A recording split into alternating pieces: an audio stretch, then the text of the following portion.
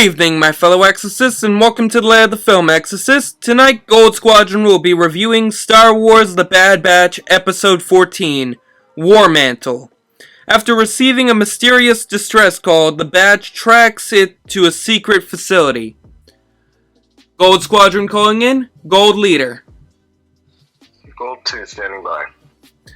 Okay, so, this was a pretty great episode. It was good to see the Grey Venators. It was also amazing to see Gregor come back, despite not really knowing how he got off of, Abifar.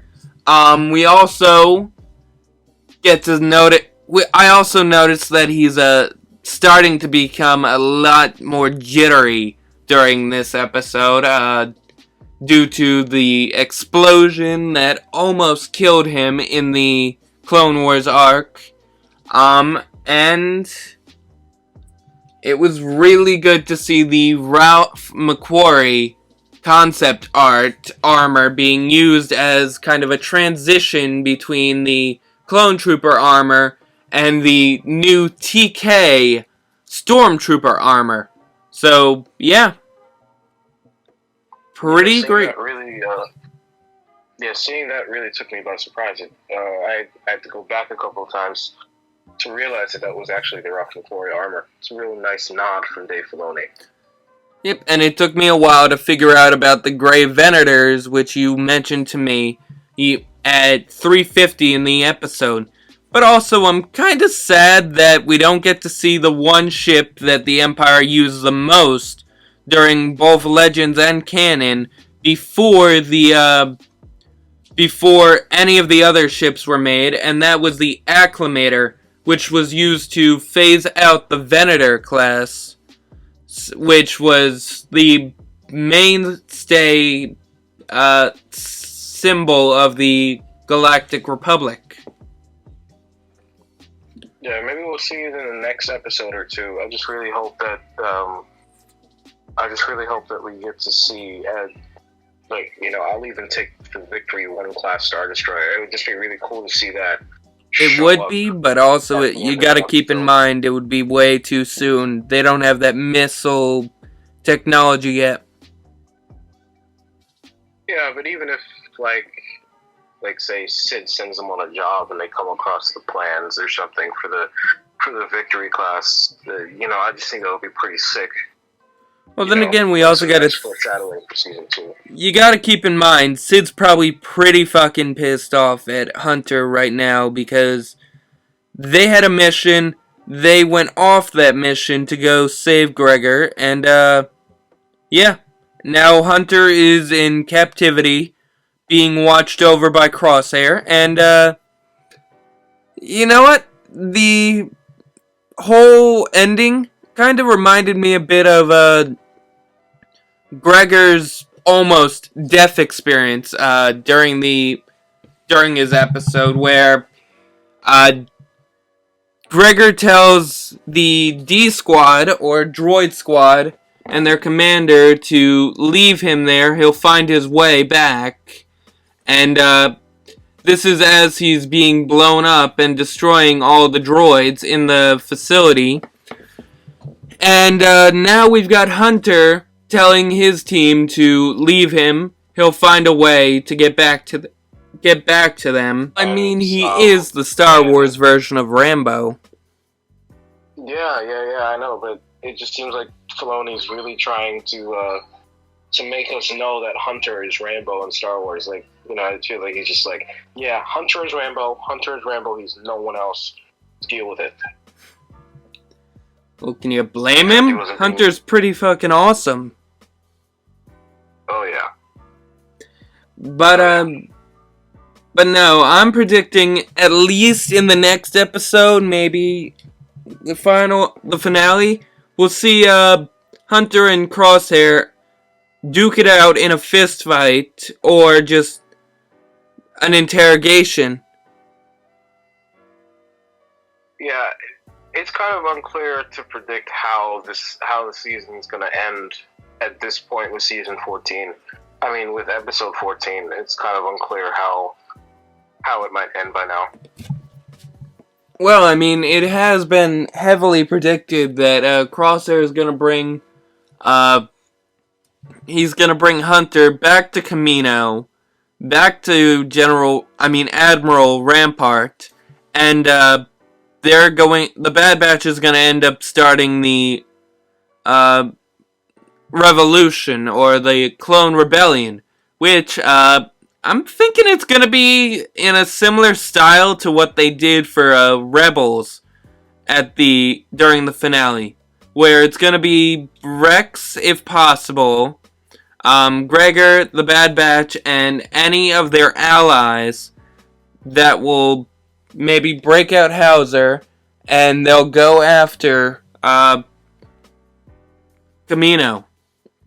We still have to, but they still have to cover how Rex found Wolf, though.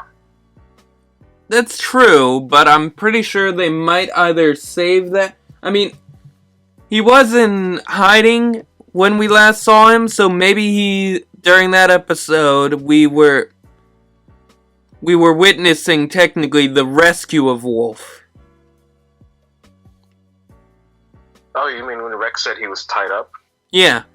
If not, we may get to see it in the next episode.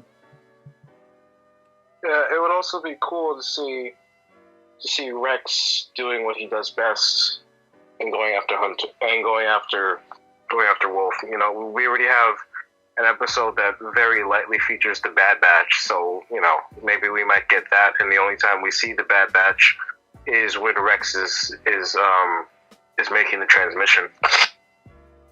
Probably. I hope it happens. Yeah. We need more Rex content. We do.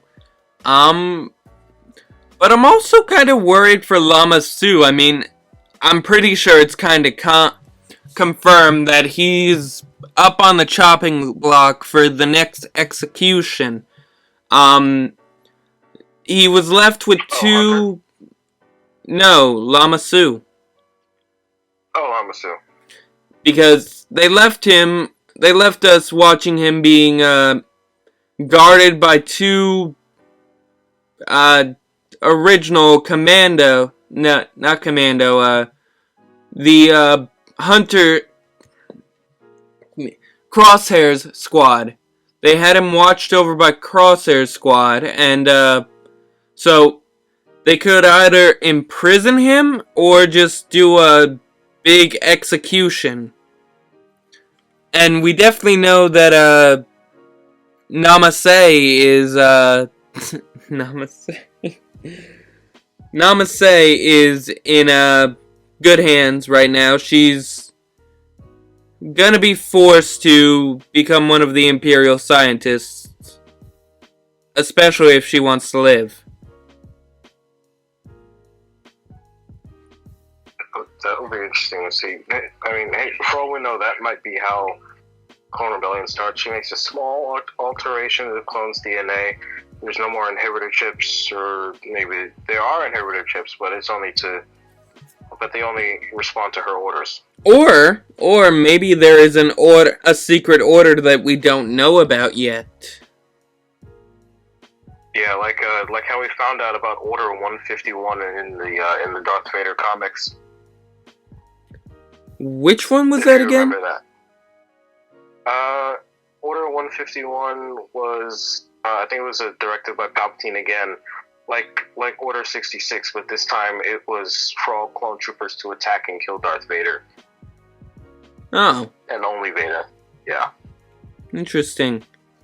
Well, I mean, we also know that there's Order 90, I think, which was the clone order for the droids to kill all Jedi.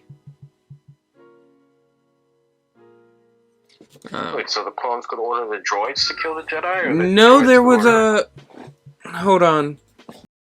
3 days later.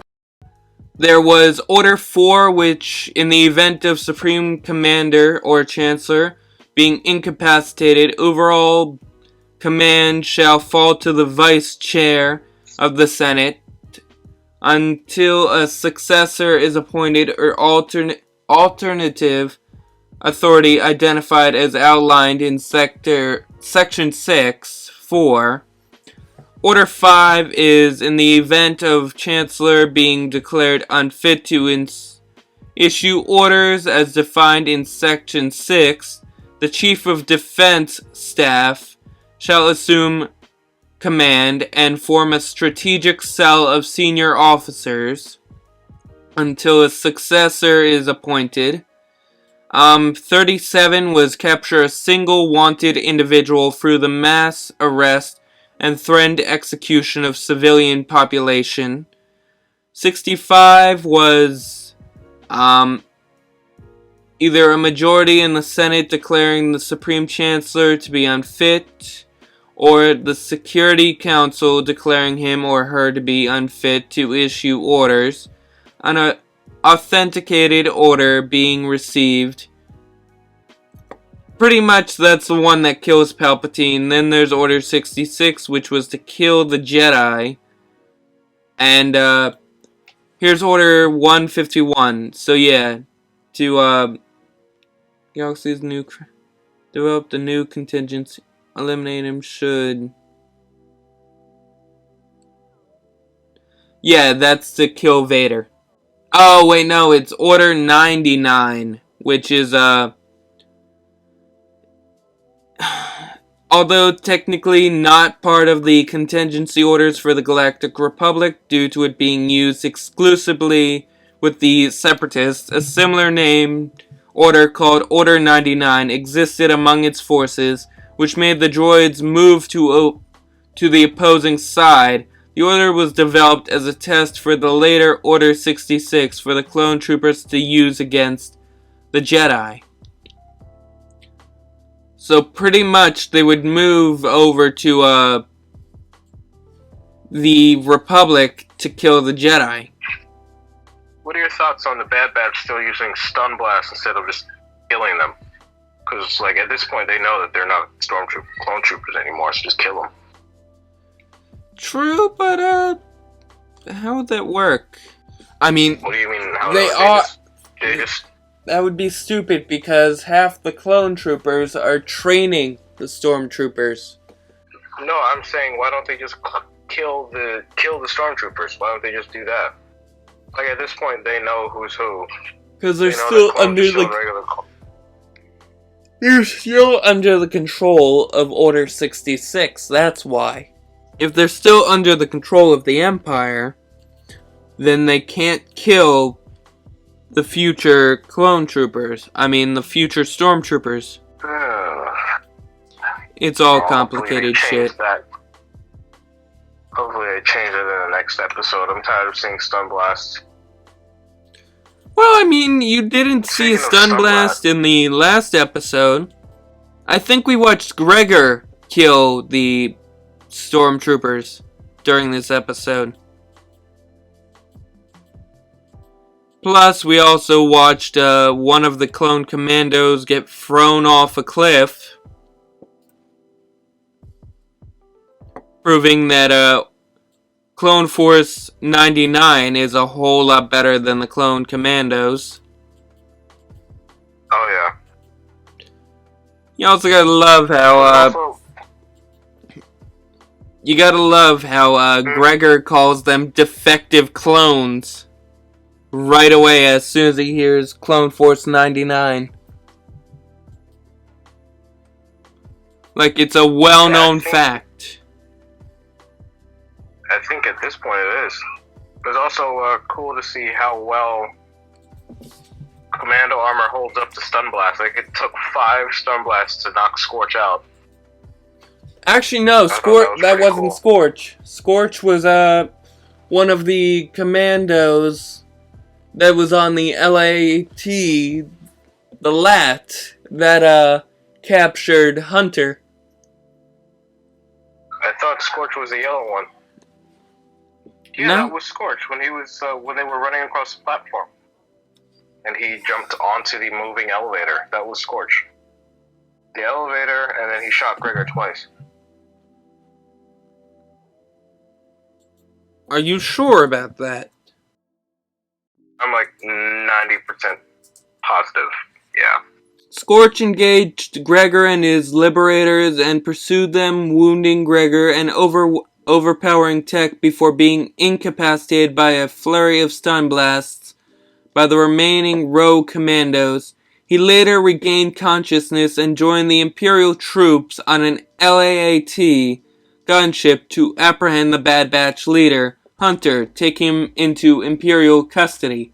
We can also confirm Jesus was right about this being the episode where we introduced the Stormtroopers.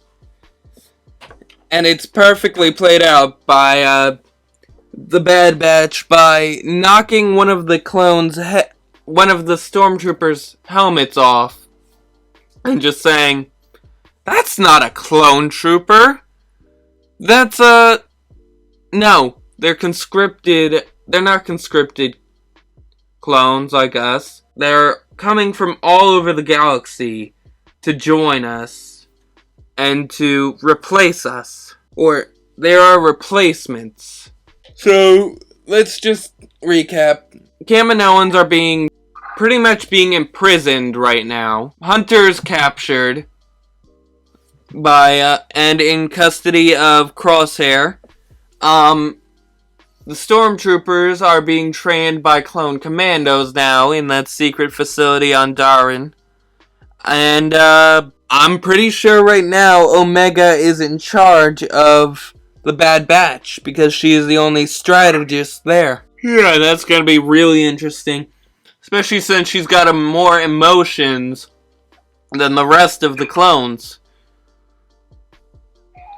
And we both know she's not gonna stop until Hunter is brought home. Like he did with her. So, yeah, that's gonna be interesting to see. Yeah, I think for the finale it's gonna be the Clone Rebellion, and then we lead into full occupation of the Stormtroopers in the second season. Yeah, that's gonna suck. But it's gonna be twofold. It's gonna suck, but it's also gonna be cool to see more Stormtrooper armor and Clone Wars animation, like we saw at the end of season 7. Yeah, other than that, this was a really good episode, and it did Gregor perfectly. Because he is definitely really crazy in this episode, and you can tell from the constant laughter. I mean, he's definitely on his way to Rebels' version of Gregor. We still don't know what happened to Rex. We haven't seen the conversion of Wolf to Rex's side yet, and we still haven't met any of the characters like Ahsoka, Bail Organa, or any of the other future leaders of the Republic. So we can hopefully see that in season 2. Oh, I also just want to point out, there's a video on YouTube that shows like every clone trooper as a stormtrooper in Rebels. I don't know if you've seen that. But, you know what also kind of annoys me? We haven't seen the clone assassins yet. They were supposed to be a pretty big thing in Legends, and they were pretty big in the Star Wars The Revenge of the Sith video game, but we haven't seen them yet in canon. And maybe we'll see them as like the last remnants of clones in season 2. Maybe we'll see that. Kinda hope so, because after seeing Generation Tech's video on all the modified clones, I really want to see some clone assassins. Clones with vibroblades and just super speed. That would be a perfect counter to the Bad Batch. But yeah, no, I also find it very funny that we haven't seen Maul yet like so many people predicted. Yeah, we probably won't. I mean, maybe season 2, yeah. But yeah, there's a lot of predictions for season 2 that need to be fulfilled. And I gotta say, Dave Filoni is doing a really great job during this show. Oh yeah. I mean, yeah, he does have his slow episodes that we've given C's and D's and B's to, but no, this is definitely, in my book, an A+.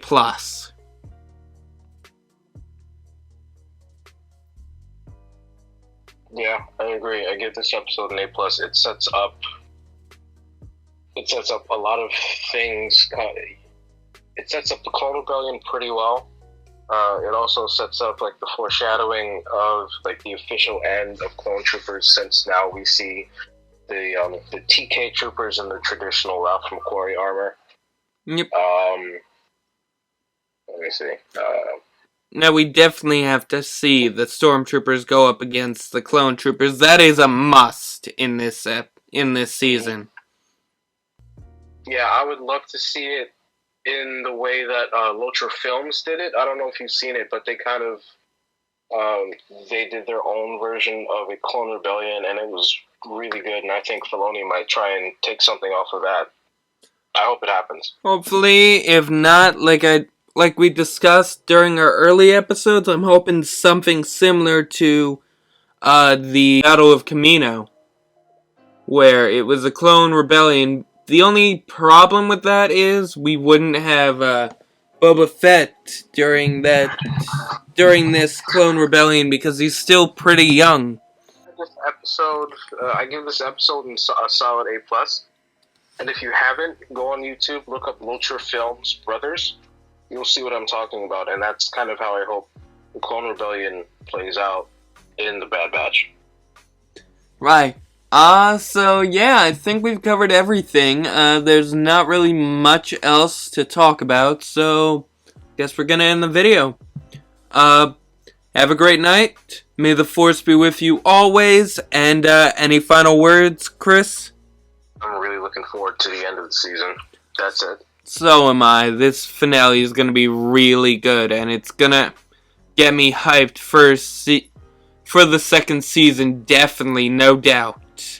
So yeah, this has been our thoughts on episode 14, War Mantle, and yeah, just have a great night, and we'll see you next week for episode 15.